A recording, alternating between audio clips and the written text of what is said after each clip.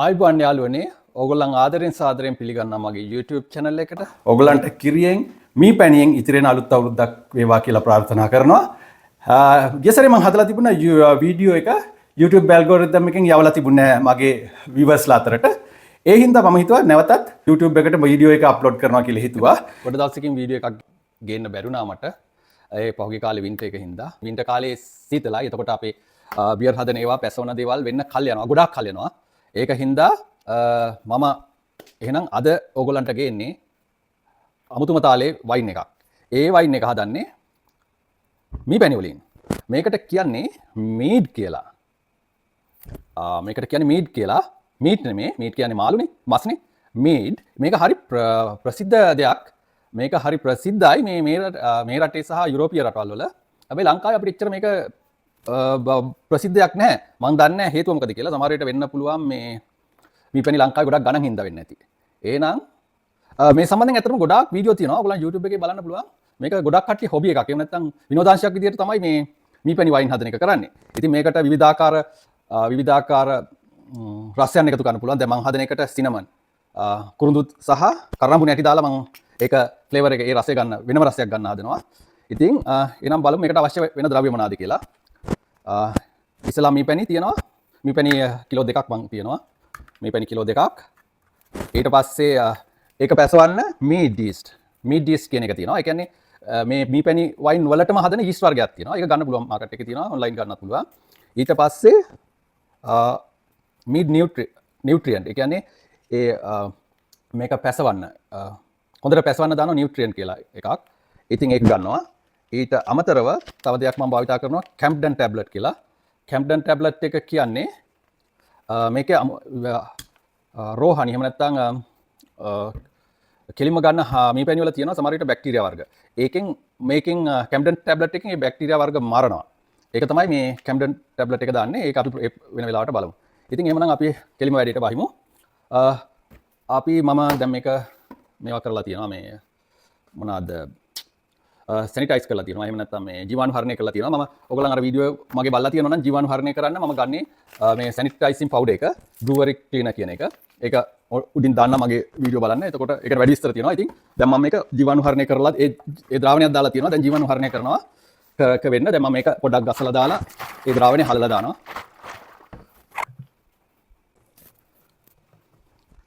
හරි. එහෙමනම් මම ලීටර් 6ක් ඒ කියන්නේ මේ ගන්නේ කිරිම අනුව 1 ලීටරයකින් 1 කිලෝ එකකින් මී පැණි වයින් ලීටර් 3මාරක් හදන්න පුළුවන්. ඒතකොට මේ දෙකෙන් ලීටර් 7ක් හදන්න තමයි බලාපොරොත්තු වෙන්නේ. ඉතින් ඒකට අපි ගන්න වෙනවා මේ ටැප් වතුර හරියන්නේ නැහැ. දැන් මේ රටේ නම් ටැප් වතුරනේ තියෙන ලංකාවේ තියෙන ලිං වතුර.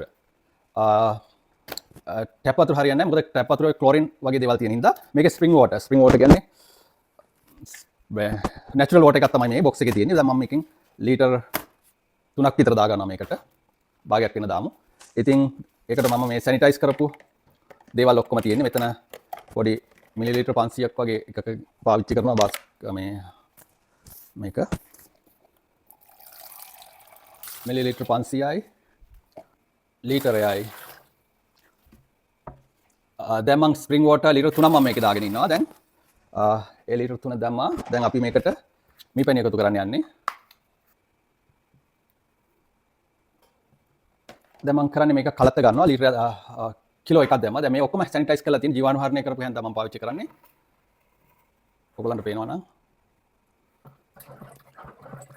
ඒ අතරතුර මම මේකට දිය වෙන්න මේක ඇතුලේ තියෙනවා දිය වෙලා යන්න මම තව ලීටර් භාගයක් දා ගන්නවා.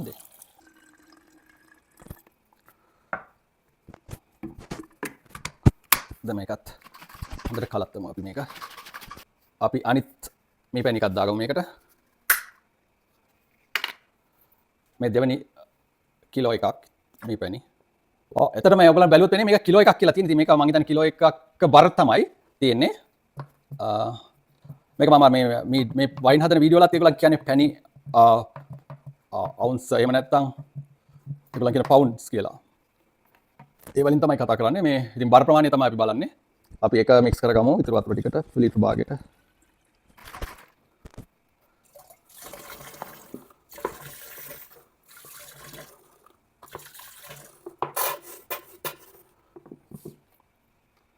ඉතුරු වතුර ටිකත් අපි දාන ගමන් කලත ගමු මේක. දැන් ලීටර් 3මාරක් වෙනවා මම දාගත්ත වතුර. ලීටර් 4යි 6යි 6මාරයි. ලීටර් 7ක් වෙනකම් මේක දාන්න පුළුවන් ඇත්තටම. බට් මම මේකේ පොඩක් ඝනත්වය වැඩි වෙන්නේ එහෙම නැත්නම් මධ්‍ය ඇල්කොහොල් ප්‍රතිශතය වැඩි වෙන්න අවශ්‍ය හින්දා මම මේක පොඩක් අඩුවෙන් දැම්මා. දැන් ඔයගලන්ට බැලුවොත් මේක ද්‍රාවණය කොහොමද කියලා පෙනේ. මේ සාමාන්‍ය මීපැණි පැහැය තමයි තියෙන්නේ මේකේ. පේනවද මේක ද්‍රාවණය මේ පාට තමයි මේ වෙලාවේ තියෙන්නේ. පොඩක් දුර්වර්ණ ගතියක් තියෙනවා.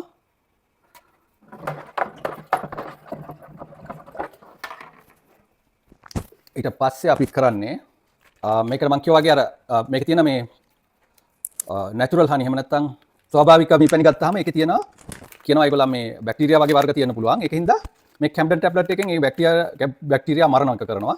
ඉතින් මේක එක ටැබ්ලට් එකක් ඇත්තට මේ ටැබ්ලට් භාගයක් විතර වගේ වෙන මේක කුඩු කරලා මේක ඇතුළට හලන්න ඕනි. ටැබ්ලට් එකක් ගමු. මේක තමයි ටැබ්ලට් එක. ඉතින් මේකෙන් භාගයක් වෙන අරගෙන මේක මම කුඩු කරන්න ගන්නවා මේ පොඩි පොලිතින් බෑග් එකක් වගේ එකක්. ඒක එතකොට ආක යන්නේ නැහැ. ක්‍රෂ් කරලා මම දානවා.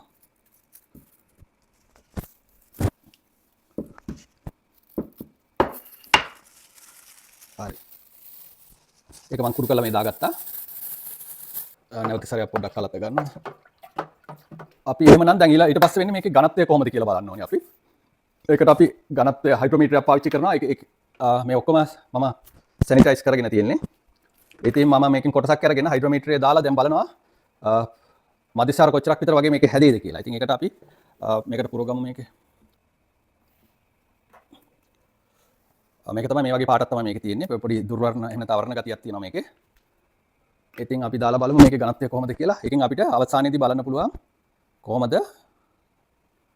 කොහොමද මේකේ මධ්‍යස්ථාර ප්‍රමාණය කියලා. 1.08 1.08ක් වගේ පෙන්නනවා. එහෙම නැත්නම් ඒකට සාපේක්ෂව අපි බලමු ඇල්කොහොල් බයි වොලියුම් කියන එක 10%ක් වගේ පෙන්නනවා. 10%ට පොඩ්ඩක් වැඩි. so ඒක තමයි එතකොට මේක හැදෙන මධ්‍යස්ථාරයේ ප්‍රමාණය එහෙම නැත්නම් ABV එක 10% වගේ වෙයි කියලා අපි බලාපොරොත්තු වෙනවා. ඊට පස්සේ වෙන process එක තමයි මේක දැන් කැම්ඩන් ටැබ්ලට් එක දැම්මාට පස්සෙම යීස්ට් දාන්න බෑ. ඒක ටික වෙලාවක් තියන්න වෙනවා. ඒක ටික වෙලාවක් තියලා ඊට පස්සේ තමයි යීස්ට් එක දාන්න ඕනේ. එතකොට තමයි යීස්ට් පැසවීමේ ක්‍රියාවලිය ආරම්භ වෙන්නේ. එහෙනම් අපි තව චුට්ට වෙලාවක් තියමු මේක. ඒ අතරතුර මම මේකත් දාගන්නවා. මේක අපි බලමු මේක කොහොමද රසය කියලා ඉස්සෙල්ලාම. මේ පැණි රස හොඳටම තියෙනවා ඇත්තටම. හරි. එහෙනම් අපි දැන් මේක කරන්නේ මේක තව චුට්ටක් කලත්තලා තියලා මම මේකත් එක්කම දාලා හැන්දත් එක්කම දාලා ඇතුලේ ලිඩ් එක වහනවා දැන්. ලිඩ් එක වහලා උඩ තියෙන වහලා අපි යාලොක් එක හයි කරන්න ඕනේ මේක. එහෙනම් යාලොක් එක මම කලින් වීඩියෝ වල කියලා තියෙනවා යාලොක් එක කොහොමද වැඩ කරන්නේ කියලා. ඉතින් ඒ වීඩියෝ බලලා නැත්නම් පොඩ්ඩක් බලන්න. යාලොක් එකට දැන් මේකට පොඩ්ඩක් වතුර පුරව ගන්න ඕනි. මේක භාගයක් විතර වගේ වෙන වතුර පුරවගෙන මම ගොඩක් වෙලාවට කරනවා පොඩ්ඩක් අර අපේ සැනිටයිසිං පවුඩර් එක පොඩ්ඩක් දානවා. එතකොට මේ ඒකේ පොඩ්ඩක් මේ මොන හරි විෂ බීජ හරණයක් වෙනවා ඒකිනුත්. එතකොට මේ හොඳටම සීල් වෙනවා සහ විෂ බීජ යන එක සම්පූර්ණයෙන්ම නවතිනවා. ඉතින් මේ යාලොක් එකෙන් වෙන්නේ මේක දැන් හෙට ඉඳන් පැසවන්න ගත්ත ගමන් මේකෙන් කාබන් ඩයොක්සයිඩ් පිට වෙනවා. ඒ අතරතුර වතුර සම වෙන්නේ. ඒ අතරතුර කාබන් ඩයොක්සයිඩ් හැදෙනවා. ඉතින් දැන් මම යාලොක් එක මේකට හයි කරලා මේක උඩ ලිඩ් එකක් තියෙනවා ඒක වහලා මොකෙක් හරි බග් කෙනෙක් එහෙම නැත්නම් සත්තු යන එක වැළක්වනවා මේකෙන්. එතකොට මම දැන් මේක කරන්න යන්නේ හෙට වෙනකන් තියනවා මේ අඳුරු සහ සීතල තැනක. එහෙනම් මම හෙට ඉඳන් මේ වීඩියෝ එක ආපහු කන්ටිනියු කරනවා. හරි යාළුවනේ එහෙනම් මේ කැම්ඩන් ටැබ්ලට් එක දාලා දැන් ටික වෙලාවක් මම මේක තිබ්බා. දැන් පැය 6ක් වගේ වෙන්න තියලා තියෙනවා. දැන් මම ඊට පස්සේ කරන්න යන්නේ යීස්ට් නියුට්‍රියන්ට්. ඒ කියන්නේ යීස්ට් පැහැවන්න උදව් වෙන මේ යීස්ට් නියුට්‍රියන්ට් කියන එක මීඩ් වලට එහෙම නැත්නම් මේ පැණි වයින් හදන්නම හදන යීස්ට් නියුට්‍රියන්ට් එකක් තියෙනවා. ඒ කියන්නේ ඒකෙන් කරන්නේ පැසවන එක තවදුරටත් වැඩි කරනවා. ඉතින් මේ කොටස් දෙකකට මම දානවා මේක. දැන් අද දාලා ඊට පස්සේ දවස් 5කට පස්සේ දානවා ඒක. දැන් මේක දාන්නේ යීස්ට් එක දාන්න ඉස්සෙල්ලා. මේකේ පැකට් එකේ ග්‍රෑම් 10ක් තියෙනවා. මං ග්‍රෑම් 12ක් තියෙනවා. ග්‍රෑම් 6ක් වෙන්න වගේ දානවා මේක දැන්. දැන් මම මේක නැවත පොඩක් කලත්තලා මේ yeast nutrient එක දානවා ග්‍රෑම් 6ක් වෙන්න.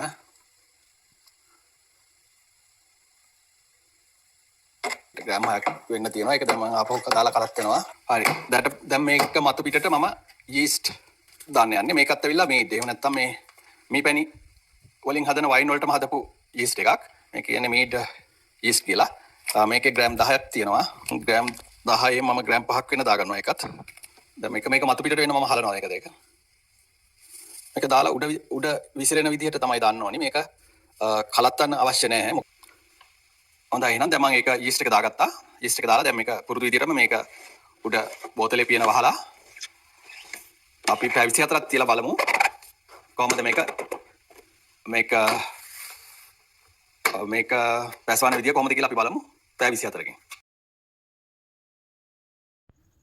ඔයගොල්ලන්ට පේනවා නම් මේක ද්‍රාවණය පොඩ්ඩක් ක්ලියර් වීගෙන යනවා. දැන් අපි තව දවස් කිහිපයකින් මේකේ කොහොමද ඝනත්වය කියලා බලමු. මම ඒ අතරතුර අපි කුරුඳු කෑල්ලක් කරාඹු නැටි ටිකක් දා ගන්නවා. මේක ඇත්තට මේක දාන්න තිබුණේ ටිකක් කලින්. හේතුව එතකොට තමයි හොඳට මේක උරාගන්නේ. බට් මම මේ කුරුඳු වලට එච්චර කැමති නෑ. ඒකින්ද තමයි මම පොඩ්ඩක් පරක්කු කරලා දැම්මේ. ඒකින්ද ඒක කුරුඳු සුවඳ පොඩ්ඩක් අඩුවෙන් ගියේ මේක අවසානයේදී. එහෙනම් අපි නැවත මේක සීල් කරලා තියමු. තව දවස් දෙක තුනකින් අපි බලමු මේකේ ද්‍රාවණයේ ඝනත්වය කොහොමද කියලා. ඊට පස්සේ අපිට ගන්න පුළුවන් බොටල් කරන්න කියලා.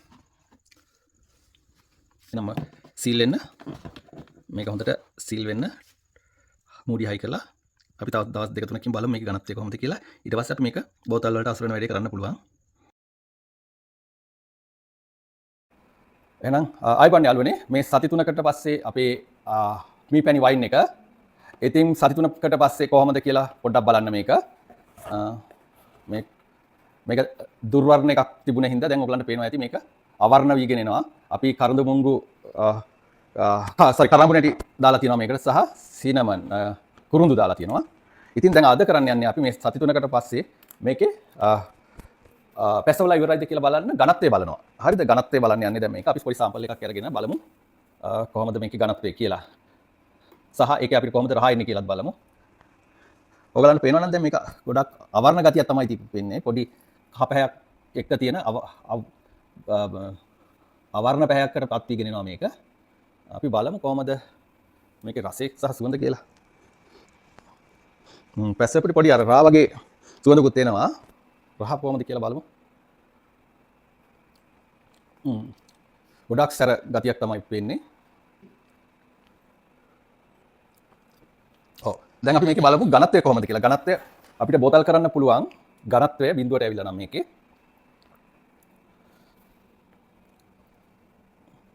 අපි ඒක රීඩින් එක කොහොමද කියලා බලමු දැන්. රීඩින් ගන්න. බිඳුව වෙනකන් එකනේ මේක පැසවලා තියෙන්නේ දැන් හොඳටම. දැන් අපිට කරන්න යන්නේ මේකට මම දැන් මේකට කරනවා බෑක් ස්වීට් කරනවා. දැන් මේක පොඩ්ඩක් පැණි රහ මදි හින්දා මේක පැණි රහ මදි හින්දා මේක මම පැණි රහ කරන්න යන්නේ වයින් එක. වයින් එක පැණි රහ කරන්න මම තව එකතු කරනවා මේ පැණි මේකට. ඇත්තටම මේක ඉස්සෙල්ලා මට පොඩි දෙයක් කරන්න ඕනේ. මේක යට තියෙනවා සෙඩිමන්ට් එකක්. ඒ කියන්නේ මේ පොඩි අංශු ඇවිල්ලා තියෙනවා.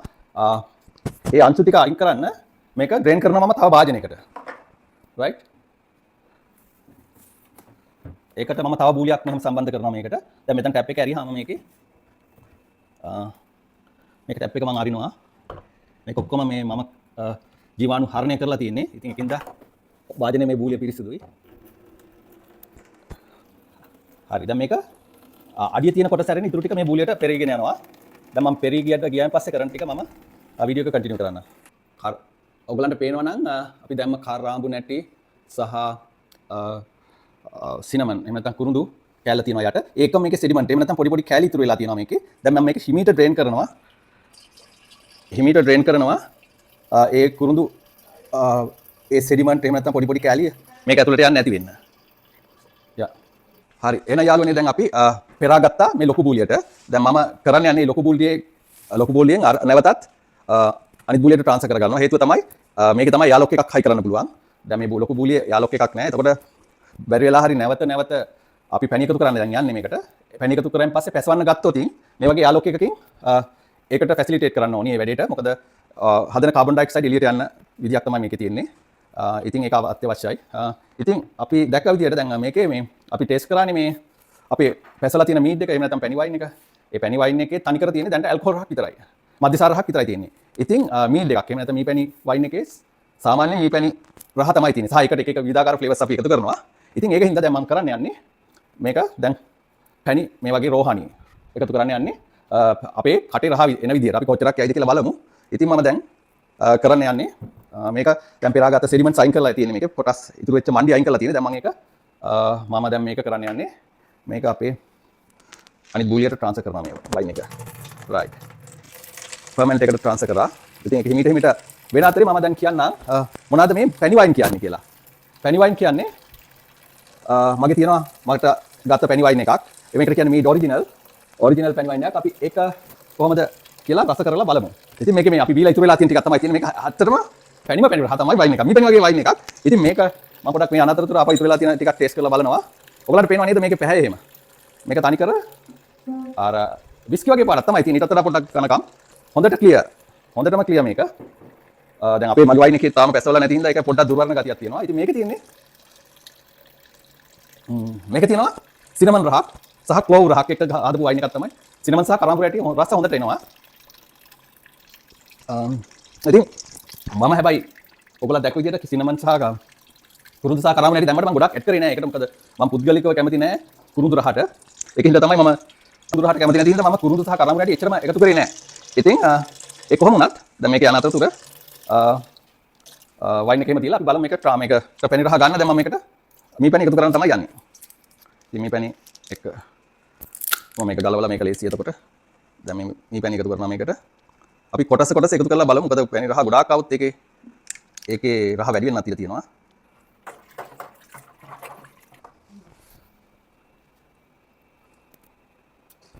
තව ගොඩක් දාන්න පුළුවන්. දැනට කියන්න ඕනේ මේක මේ තව දෙයක් අමතක වෙන්න ඉස්සෙල්ලා දැන් මගේ සාමාන්‍යයෙන් මම දාලා තියෙන යීස්ට් එක high tolerance alcohol yeast එකක්. ඒ කියන්නේ යීස්ට් එක 118ක් දක්වා ඇල්කොහොල් හදන්න පුළුවන් යීස්ට් එකේ. සමහර වෙලාවට යීස්ට් සමහර යීස්ට් මැරෙනවා ඇල්කොහොල් ප්‍රතිශතය වැඩි වෙන්න. දැන් මගේ දාලා තියෙන යීස්ට් එක ඔයගලන්ට වීඩියෝ එකේ දකින්න ඇති මොනවද දැම්මේ කියලා මම ඩිස්ක්‍රිප්ෂන් මම වීඩියෝ එක සම්බන්ධ කරන්න. ඒ යීස්ට් එක ඇල්කොහොල් ගොඩක් හදන්න පුළුවන්. දැන් මේක දැම්ම ගමන් ආපහු ඇල්කොහොල් හදන්න chance එකක් තියෙනවා. මොකද මේක ඉතුරු වෙලා තියෙන යීස්ට් මාර්ගයෙන්. එතකොට නැවත ඇල්කොහොල් වැඩි වෙන තත්ත්වයක් තමයි එන්නේ. right මම තව ඇඩ් කරනවා මේකට පැණි.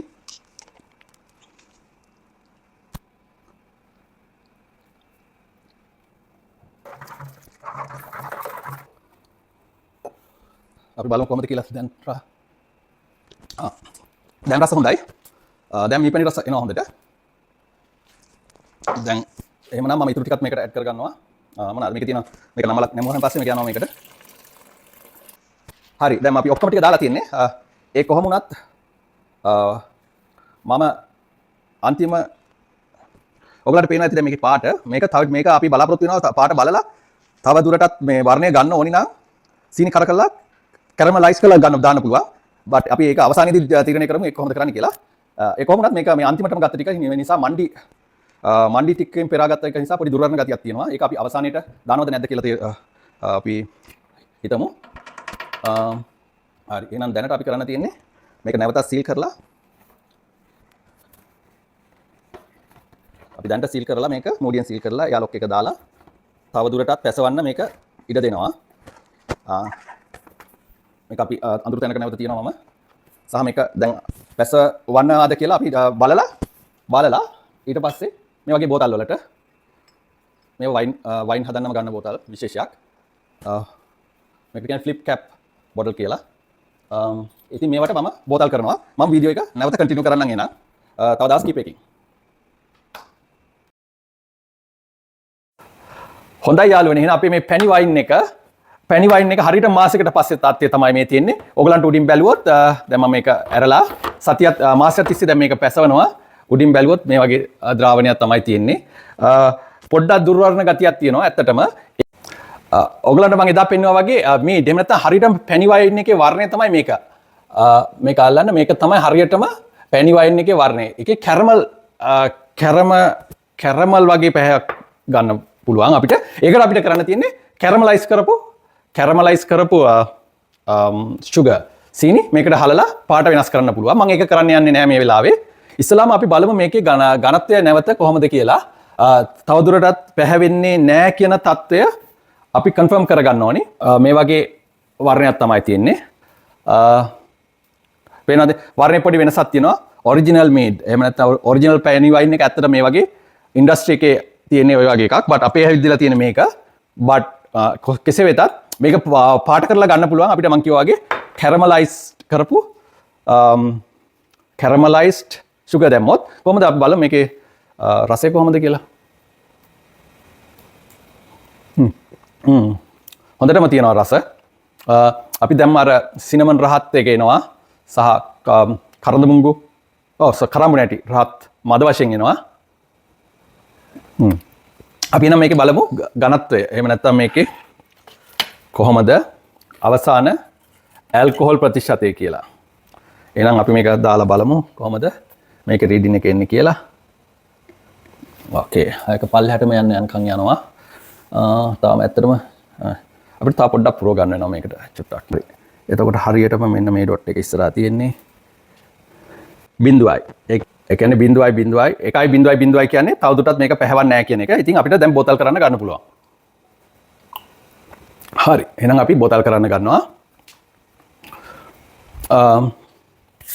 හරි. එතකොට මේකේ දල වශයෙන් 10ක් විතර මධ්‍යස්ථාර ප්‍රතිශතයක් පෙන්නනවා. ඉතින් මම මේකට දැන් ජීවාණුහරණය කරගත්ත බෝතල් තියෙනවා. මේක ජීවාණුහරණය කරලා තියෙන්නේ. මම කලින් වීඩියෝ වල මම කියලා තියෙනවා මේක තමයි මම ජීවාණුහරණය කරන්න ගන්නෙ. බ්‍රූවරි ක්ලීනර් කියන එක. ඒකෙන් පවුඩර් එකෙන් චුට්ටක් දාලා මේක ද්‍රාවණයක් හදා ගන්නවා. ද්‍රාවණයෙන් එක්ක මේකට දා ගන්නවා. ද්‍රාවණය මේකට දාලා විනාඩි 10ක් විතර තිබ්බහම මේක මේ ජීවාණුහරණය වෙනවා. හරි. එහෙනම් අපි දැන් මේක බෝතල් වලට පුරව ගන්න ගමු. මම දැන් මේ බෝතල් වලට පුරව ගන්නවා. මේවට කියන්නේ මේ ෆ්ලිප් টොප් බොටල්ස් කියලා. ඒ කියන්නේ මේවා ඇත්තටම වයින් පෙරන්නම හදාගත්ත බෝතල්. ඔයගලන්ට දැක්කොත් මේකේ ලිඩ් එක මම පෙන්නන්නම්. ඒකේ මූඩිය කොහොමද තියෙන්නේ කියලා. මේ බෝතලේ ප්‍රමාණය මම හිතන්නේ මිලිලිටර් 750ක් විතර වගේ වෙනවා මම හිතන විදිහට. හරි. ෆ්ලිප් টොප් බෝතල් කියන්නේ බොටල්ස් කියන්නේ මේක තමයි මේ වගේ තියෙනවා පොඩි ලීවරයක් වගේ එකක් තියෙනවා ඒකට. ඒකට දාලා තද කරාම මේක ටක් ගාලා ක්ලික් වෙනවා. ඉතින් මම පොඩි ප්‍රමාණයක් තියෙනවා. එතකොට තවදුරටත් මේක පැසවනවා නම් මේක ඔයගලන්ට පේනවා බුබුලු දානවා. තවදුරටත් පැසවනවා නම් මේක ඒකට මේ උදව් කරනවා. ඉතින් ඒ වගේ දැන් මම මේ ඉතුරු බෝතල් ඔක්කොමත් පුරව ගන්නවා. ඉතින් මේ බෝතල් මම මේ වගේ ගොඩක් හදාගෙන තිනවා ෆ්ලිප් টොප් බෝතල්. මදි වෙන හරියට මම පරණ වයින් බෝතල් වගේක් මෙතන තියෙනවා. පරණ වයින් බෝතල් ටිකකුත් තියෙනවා පාවිච්චි කරන්න පුළුවන් විදිහට. හරි. යාළුවනේ එහෙනම් මම මේ බෝතල් කරලා ඕන කාලයක් තියන්න පුළුවන්. ඉතින් අවුරුද්දක් තිබ්බොත් ඒකේ රස සහ ගුණය හොඳටම එනවා. ඉතින් අපි මේක බෝතල් කරලා අපි අවශ්‍ය වෙන වෙලාවට ඒක පාවිච්චි කරන එක තමයි මගේ ප්ලෑන් එක.